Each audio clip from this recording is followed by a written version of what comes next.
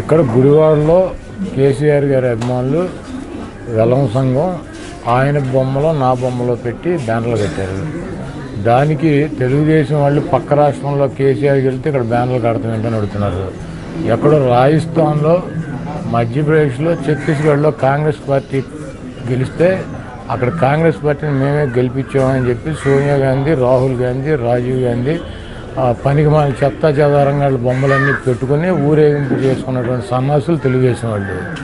మేము పక్కనున్న తెలుగు రాష్ట్రంలో ఆంధ్రప్రదేశ్లో కూడా కేసీఆర్ అభిమానులు ఉన్నారు. వాళ్ళు కట్టుకుంటారు ఆయన బొమ్మ మా బొమ్మ వేసి.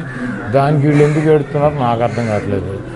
అట్లాగే నేను లోకల్ కాదని చెబుతున్నాడు, ఆయన లోకల. అవినాష్ అనేవాడు లోకల. నిన్న కాక మొన్న వచ్చాడు ఊళ్ళోకి. నేను కనీసం 6 నెలలకు 3 నెలలకు ఒకసారి వస్తున్నానని చెబుతున్నాడు. నువ్వు పుట్టి 30 ఏళ్ళు అయిందని చెబుతున్నావు, 30 ఏళ్ళు 3 సార్లు కూడా రాలా. ఇక అది కాకుండా కులాల మధ్య నేను చిచ్చు పెట్టేదేంటి?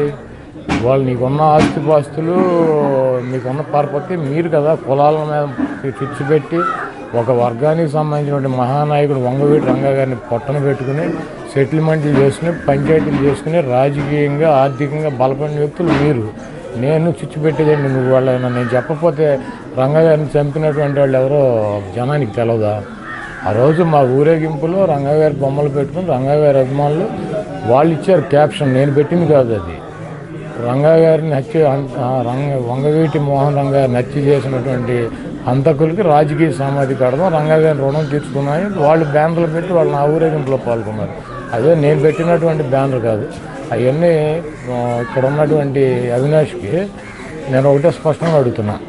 ఆయన పాపం గుడివాడ నియోజకవర్గంలో పోటీ చేసిన నుంచి ఆయన తండ్రిని మర్చిపోయాడు. దేవినేని అవినాష్ గారు దేవినేని నెహ్రూ అనేటువంటి వ్యక్తిని, ఆయన తండ్రిని, రక్తం పంచిచ్చినటువంటి తండ్రిని ఆయన బొమ్మలు వేసుకుంటే భయపడుతున్నాడు, ఆయన పేరు చూడటానికి భయపడుతున్నాడు.